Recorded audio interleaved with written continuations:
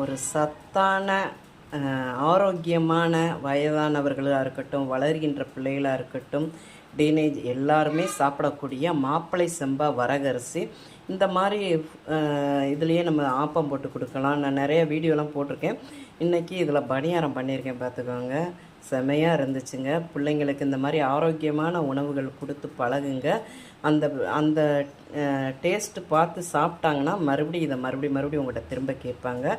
செமையான சூப்பரான மாப்பிளை சம்பா வரகரிசி பணியாரங்க.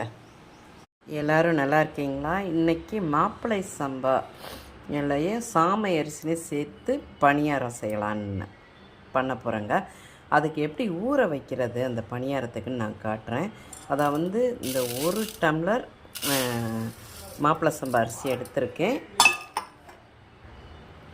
1.5 டம்ளர் மாப்பிளை சம்பா அரிசி. நம்ம எந்த அளவுக்கு எடுக்கிறோமோ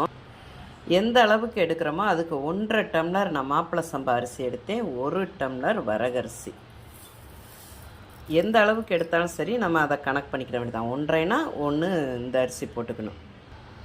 இதுக்கு ஒரு 1/4 டம்ளர் பார்த்திங்கன்னா அந்த நல்லா கழுவி வச்சுங்க. இப்போ மூழ்கிற அளவு நம்ம தண்ணியை விட்டு ஊற வச்சிடணும். ஊற வச்சிட்டோம்னா ஒரு 3 மணி நேரம் நல்லா ஊற வைக்கணும். ஏன்னா சிறுதானிய அரிசியும் அந்த பாரம்பரிய அரிசியை மாப்பிளை சம்பாவும் சரி, நம்ம நல்லா ஒரு 3 மணி நேரம் 4 மணி நேரம் கூட ஊற வச்சு அரைச்சி ஒரு 6 மணி நேரம் கழித்து புளித்து அதுக்கப்புறம் நம்ம பணியாரம் போட்டோன்னா செமையாக இருக்கும். இது நான் அரைச்சி உங்களுக்கு பணியாரம் ஊற்றுறது ஒன்று ஒன்றா காட்டுறேங்க. இது நல்லா 4 மணி நேரம் 3 மணி நேரத்துக்கு மேலேயே ஊறிடுச்சுங்க. 4 மணி நேரம் ஆயிடுச்சு. நான் ஒரு மீடியம் சைஸ் தேங்காய் அதை எடுத்துட்டேன். அது முறிய காட்டுறேன்.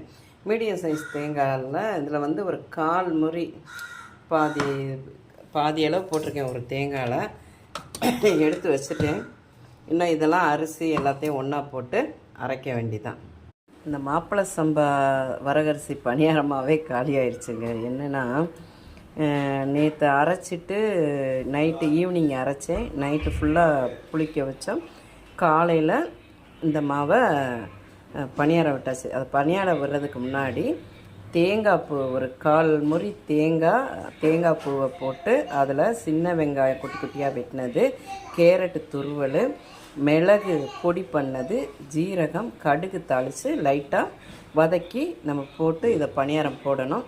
எனக்கு இன்றைக்கி காலைல அவசரமாக நான் பணியாரம் போட்டதுனால சீக்கிரமாக கடைசியாக தான் நான் இப்போ வீடியோ எடுக்க முடியுது. இப்போ வெந்துட்டுருக்கு பாருங்கள். பொதுவாக அந்த பாரம்பரிய